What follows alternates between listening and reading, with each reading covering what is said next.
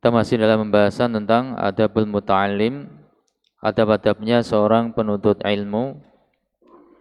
Dimana dari pertemuan yang sebelumnya bisa kita ambil beberapa kesimpulan. Kesimpulan yang pertama, bahwasanya hendaknya seorang penuntut ilmu ketika dia masuk untuk menjumpai gurunya, baik karena suatu keperluan, yakni pelajaran ataupun keperluan yang lainnya, lebih khusus ketika masuk untuk pelajaran, hendaknya dia masuk dalam kondisi kamilul haibah, yakni sempurna kondisinya. Ya, sempurna kondisinya. Selanjutnya kata Imam An-Nawawi rahimahullah taala, wa yusallimu 'alal khadirina kullihim bi sautin yusmi'uhum isma'an muhaqqaqa wa yakhussu syaikha bi ziyadati ikramin wa kadzalika yusallimu idzan sharafa wa yusallimu. Dan ketika masuk ke tempatnya guru ataupun di majelis ilmu itu dia mengucapkan salam. Dia mengucapkan salam alal khadirin, kepada orang-orang yang sudah hadir. Kullihim, semuanya. Ya, jadi ini adabnya, dan ini memang adab secara umum ketika kita berjumpa dengan muslim yang lainnya di tempat manapun, ya maka kita disyariatkan untuk mengucapkan salam kepada mereka. Ya, mengucapkan salam kepada mereka. Kullihim, semuanya tanpa terkecuali. Salam ini diucapkan bisautin, dengan suatu suara, yusmi'uhum, yang dia sudah bisa memperdengarkan suara salam itu kepada mereka. Ketika masuk ke majelis itu, la yatakhatta riqaban nas, jangan melangkai orang lain. Ya, jangan melangkai orang lain yang sudah hadir terlebih dahulu. Ini hukum secara umum demikian. Wa yajlisun, adalah dia duduk, haitsun tahabil majlisu, pada posisi di mana majelis itu ya sudah, yakni bagian akhirnya, di bagian belakang. Ya misalkan di sini ada berapa? Ada 3 punti ya, ada 3 pintu, anggap saja begitu. Ada pintu belakang, ada pintu kanan, ada pintu kiri. Kalau misalkan kita datangnya dari sebelah pintu kiri, ya, kemudian majelis sudah penuh, ya sudah kita datang kemudian duduknya pas di tempat yang paling dekat, yang paling belakang, yang paling dekat dengan pintu kiri.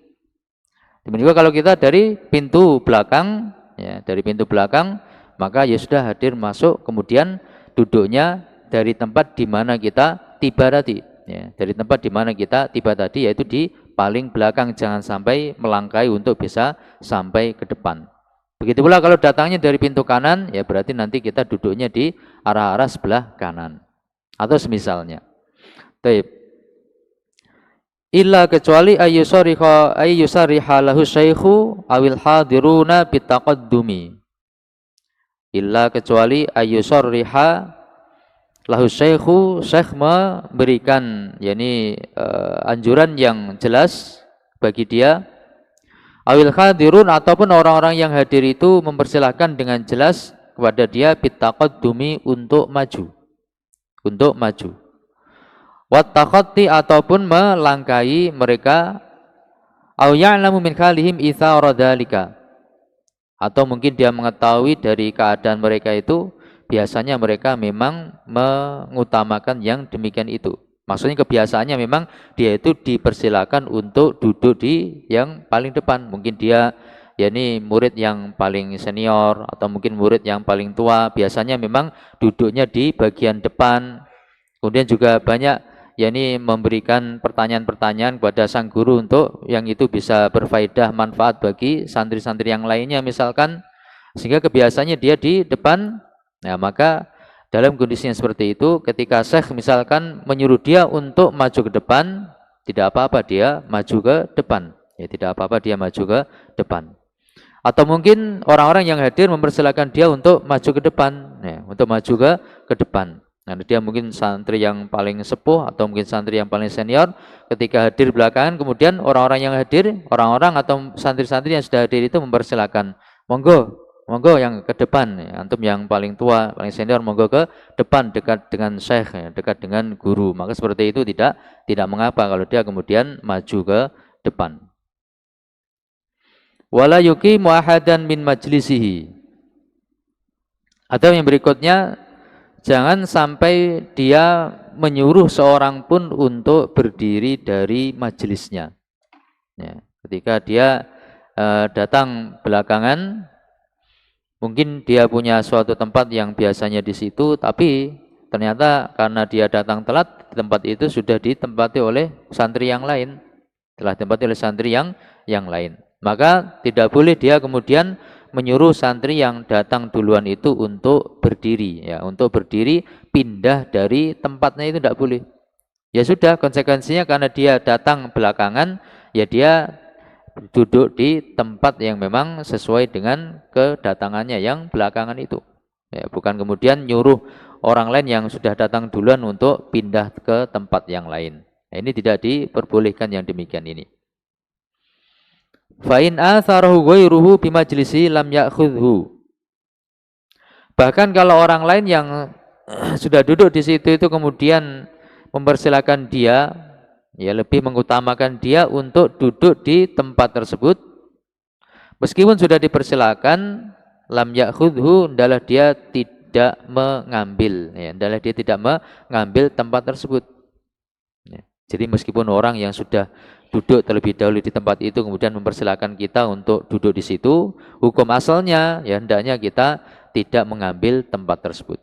Nah, karena dia yang lebih berhak dibandingkan kita. Dia sudah datang lebih dahulu, maka dia lebih berhak untuk mengambil tempat tersebut.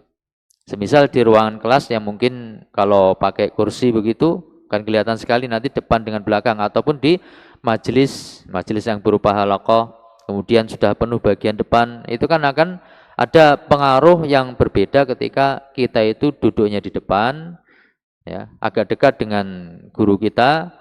Beda dengan kita ketika duduknya itu di belakang atau jauh dari guru kita.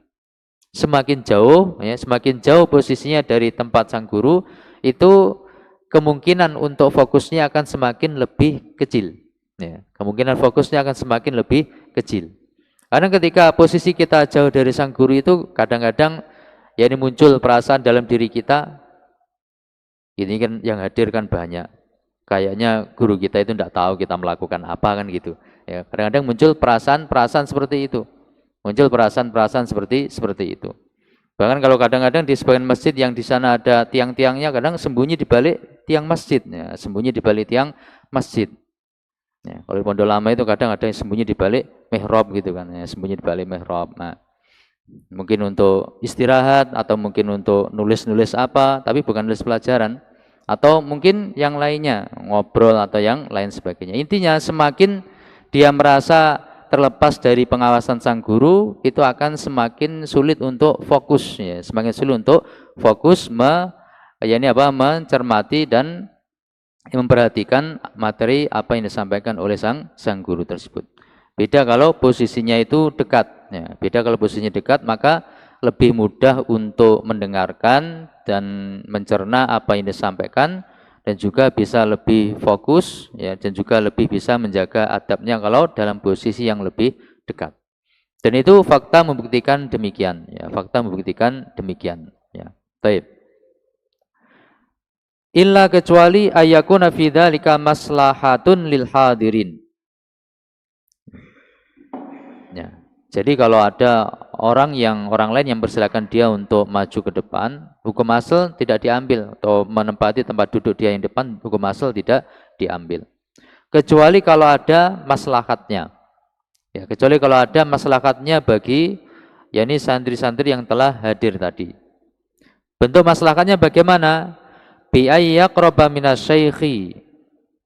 Di mana kalau dia dipersilakan kemudian mengambil di depan, dia akan bisa dekat posisinya dengan sang guru, ya, posisi duduknya bisa dekat dengan sang guru.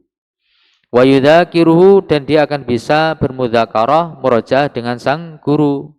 Mudzakaratan, dengan suatu bentuk mudzakarah, murojaah, yantafi'ul hadiruna biha, yang mana santri-santri yang lain yang hadir itu akan bisa mengambil manfaat dari murojaah tersebut. Ya, misal contoh tadi, misalkan dia seorang murid yang senior, pelajarannya itu pun dia sudah menyelesaikan dan juga sudah paham, tapi dia tetap hadir di majelis tersebut. Ya. Kemudian ini sekiranya dia dalam posisi yang dekat dengan sang guru, ketika ada hal-hal yang terluput, mungkin murid yang senior ini akan bisa bertanya kepada sang guru, bertanya tujuannya untuk memberikan faedah manfaat bagi santri-santri yang lainnya. Ya, dia murojaah dan juga sekaligus memberikan manfaat bagi santri-santri yang lainnya, yaitu dengan model bertanya kepada sang guru tentang suatu permasalahan yang sebenarnya dia sudah paham, tapi dia ingin memberikan manfaat, yakni faedah yang baru bagi santri-santri yang lainnya. Nah, kalau ada maslahat yang seperti ini, maka tidak mengapa kalau dia ketika dipersilakan untuk ke depan, kemudian dia ngambil posisi di depan yang lebih dekat dengan sang guru, ya supaya yakni bisa memberikan faedah manfaat bagi yang lain-lainnya. Khonifiddini rahimani wa rahmakumullah. Kemudian kata Imam An-Nawawi rahimahullah ta'ala, wala yajlisu, dan janganlah dia duduk wasatal halaqati, di tengah-tengah halaqah. Jangan sampai dia duduk di tengah-tengah halaqah. Jadi kalau memang majelisnya itu berupa halaqah, ya, maka ya di halaqah ya putaran begini, ya, maka jangan sampai kita itu duduknya di tengah-tengah halaqah, ya sendiri di tengah-tengah atau mungkin bersama yang lain, tapi di tengah-tengah jangan sampai demikian. Tapi namanya halaqah itu memang modelnya muter, ya modelnya muter. Bahkan sang guru pun itu dalam posisi di lingkaran ini, bukan di tengah-tengah lingkaran, tapi di lingkaran tersebut, di salah satu sisi dari lingkaran tersebut. Kalau bisa demikian. Jadi jangan sampai berada di tengah-tengah halaqah. Karena kalau sendirian ataupun mungkin ya berapa orang tapi posisinya di tengah-tengah halaqah beda dengan yang lain, itu kan akan menjadi fokus perhatian. Itu akan menjadi fokus perhatian. Bisa jadi akan menimbulkan penyakit hati, baik bagi yang duduk di tengah halaqah, dia mungkin akan timbul rasa sombongnya, rasa wahnya, ujubnya atau semisalnya, ataupun juga bagi orang-orang yang hadir yang pada tempat duduk yang biasa, akan mungkin punya dugaan-dugaan yang buruk atau mungkin timbul hasad atau yang lain sebagainya. Nah, makin dia dihindari tidak duduk di tengah halaqah. Illa lidaruratin, kecuali karena suatu kondisi darurat. Wala baina sahibaini illa biridahuma. Dan janganlah seseorang itu duduk di antara dua orang yang berteman illa biridahuma, kecuali dengan keridhaan dua orang tersebut. Misalkan ada si A, si B, dan si C. A dan B itu teman karib, teman akrab, ya, teman yang sangat dekat misalkan, dengan kedekatan yang wajar. Sementara si C juga teman tapi tidak terlalu dekat. Si C juga teman tidak terlalu dekat. Nah, kebetulan dalam suatu majelis ternyata si A dan si B itu pas posisinya berdekatan, bersampingan, berdampingan begitu. Ketepatan sedang berdampingan. Apalagi kemudian ketika mereka sedang berdiskusi antara si A dan si B yang mereka teman akrab, teman dekat, maka jangan sampai si C yang kemudian datang kemudian duduk di tengah-tengah antara si A dan si B ini, memisahkan di antara si A dan si B dalam hal tempat duduknya, illa biridahuma, kecuali kalau si A dan si B itu memang ridho untuk di sela-sela tempat duduknya tersebut. Nah, ini adab ya disebutkan oleh beliau rahimahullah ta'ala. Nah, jadi kalau ada dua orang sudah duduk ya di suatu tempat, apalagi kalau keduanya itu adalah sahabat yang akrab, adalah kita tidak kemudian nyelonong duduk di tengah-tengah antara keduanya tanpa izin, tanpa keridhaan dari keduanya. Ya, bisa jadi akan mengganggu diskusi yang sedang mereka sampaikan, dan mungkin diskusi yang mereka sampaikan itu kita belum layak untuk mendengarnya karena mungkin kapasitas keilmuan kita masih belum sampai ke situ, ataupun mungkin hal-hal yang lainnya. Maka ini harus diperhatikan, dan yang kita perhatikan tidak duduk di antara dua orang, lebih khusus dua orang yang akrab, kecuali dengan izin dan keridhaan dari keduanya. Wa idza fusika lahu qa'ada wa dhamma nafsahu. Wa idza fusika lahu, dan ketika memang diberi kelapangan majelis bagi dia, ya, misalkan dia sudah ada si A dan si B tadi duduk di suatu tempat, tapi masih agak ada renggang di majelis tersebut. Lalu datang si C, lalu datang si C. Si C minta izin kepada si A dan si B untuk supaya si A dan si B itu agak yang A mungkin agak ke kanan, si B agak ke kiri, sehingga dia bisa duduk di situ, di tengah-tengahnya situ. Minta izin dia minta izin. Nah, ternyata si A maupun si B kemudian bergeser, dan adabnya memang demikian. Selama masih memungkinkan untuk memberi kesempatan teman untuk duduk di posisi tersebut, mungkin masih ada sedikit renggang di majelis itu sehingga bisa geser sedikit ke kanan, satunya bisa geser sedikit ke kiri, kemudian bisa masuk lagi satu orang di tengah-tengah situ, maka itu yang lebih utama. Nah, ketika sudah diberi izin, ada dikasih ke lapangan tempat untuk duduk, hendaknya dia hendaknya dia duduk itu dengan model dhamma qa'ada, dia duduk, wa dhamma nafsahu, dan dia mengumpulkan dirinya. Mengumpulkan dirinya itu maksudnya jangan jangan terlalu melebarkan, ya, tapi secukupnya, kita agak menyempit, ya, supaya tidak menyulitkan bagi teman yang duduk di sebelah kita tadi, yang sudah memberikan kesempatan kita untuk duduk. Jangan kemudian kita arogan sehingga mungkin kalau silanya dilebarkan, tangannya diginikan atau gimana. Tapi tubuh kita ditutup, ya, tubuh kita ditutup. Ya, jangan sampai mengganggu kepada teman yang di sebelah tersebut. Wa yahrisu 'alal qurbi minasyaikhi, dan hendaknya semangat untuk mendekat kepada tempat duduknya sang guru, ya, mendekat pada tempat duduknya sang guru. Tujuannya apa? Liyafhama kalamahu fahman kamila bila masyaqqatin. Liyafhama, supaya dia bisa memahami kalamahu, perkataan yang disampaikan oleh sang guru tadi, fahman kamila, dengan pemahaman yang sempurna. Ya, dengan pemahaman yang sempurna, bila masyaqqatin, dengan tanpa kesulitan, ya, dengan tanpa kesulitan. Karena memang apalagi kalau tidak ada pengeras suara, ya, kalau tidak ada pengeras suara, semakin jauh tempat duduk kita dari sang guru, tentu suara akan semakin tidak terdengar, ya, suara akan semakin tidak terdengar. Bahkan taruh kata dengan taruh kata dengan pengeras suara pun itu tetap dianjurkan dalam posisi yang dekat. Semakin dekat semakin baik posisi duduknya, ya, posisi duduknya. Tapi ini pun tergantung kepada niatnya. Niatnya apa? Niatnya, tujuannya supaya bisa memahami kalam materi yang disampaikan oleh sang guru tadi dengan pemahaman yang sempurna. Dengan pemahaman yang sempurna. Dan memang pengalaman membuktikan demikian itu. Dekat dengan jauh itu akan bisa berpotensi beda kita di dalam memahami. Ya. Kualitas pemahaman kita ketika dekat dengan guru, posisi duduknya maksudnya, posisi duduknya dekat dengan guru, dengan ketika posisi duduknya jauh dengan guru, itu akan berbeda. Itu akan berbeda. Ya. Baik. Seperti faktor-faktor yang telah kita sebutkan tadi, ketika kita dekat, posisi duduknya dengan guru itu kan lebih fokus. Kita akan lebih fokus, lebih perhatian kepada materi yang disampaikan. Ya, materi yang disampaikan. Jadi ini tujuannya, disyaratkan atau dianjurkan untuk semangat mendekat kepada tempat duduknya sang guru ketika pelajaran di majelis ilmu itu. Tujuannya supaya bisa memahami kalamnya dengan pemahaman yang relatif sempurna, bila masyaqqatin, dengan tidak perlu masyaqqah, Ini tujuannya. Tapi bukan tujuannya mendekat ke guru itu kemudian supaya mendapatkan posisi yang dekat dengan guru, bukan. Tapi tujuannya untuk mendapatkan faedah ilmunya, ya, mendapatkan faedah ilmunya supaya lebih bisa difahami. Wa hadza bi syarti alla yartafi'a fil majlisi 'ala afdhala minhu.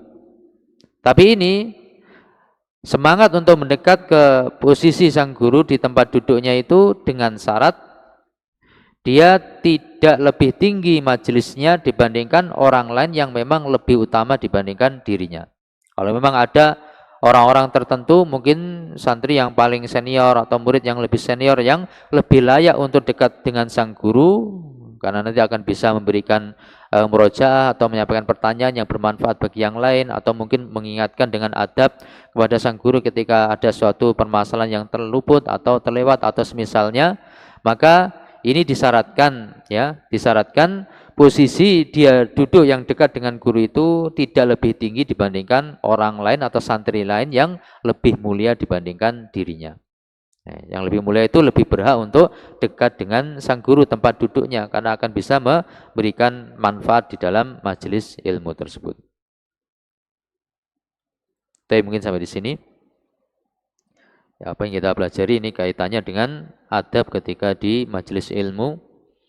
Berikutnya juga masih adab di majelis ilmu, insya Allah kita baca di pertemuan yang akan datang. Mudah-mudahan bisa difahami dan bermanfaat. Wallahu a'lam bishawab.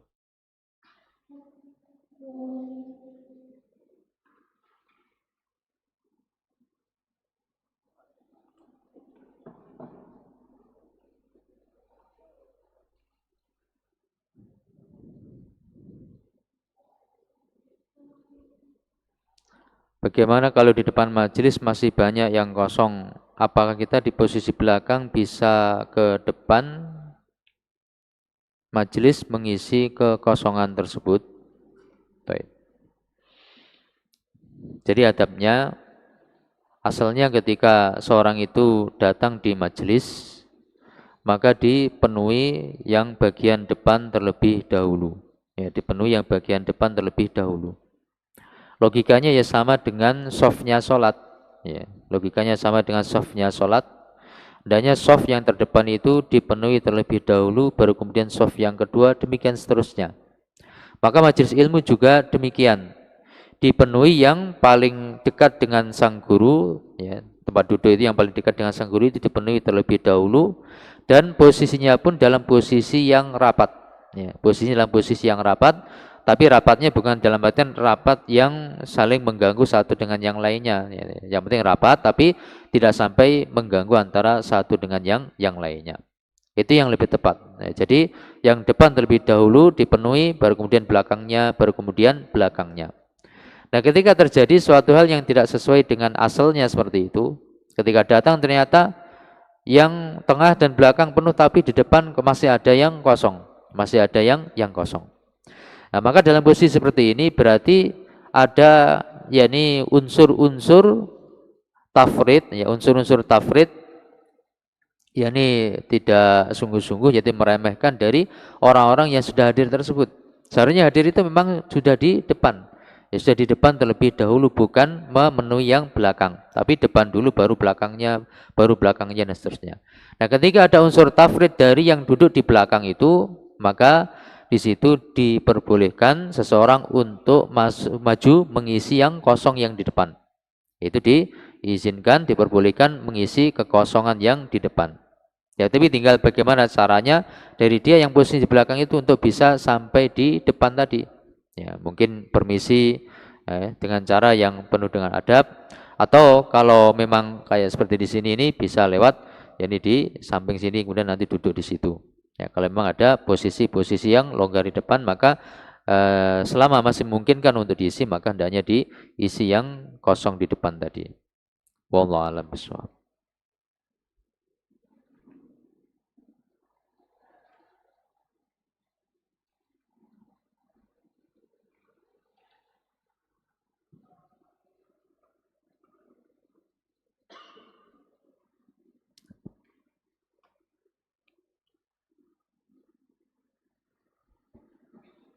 Tapi misalnya kita cuma di sini.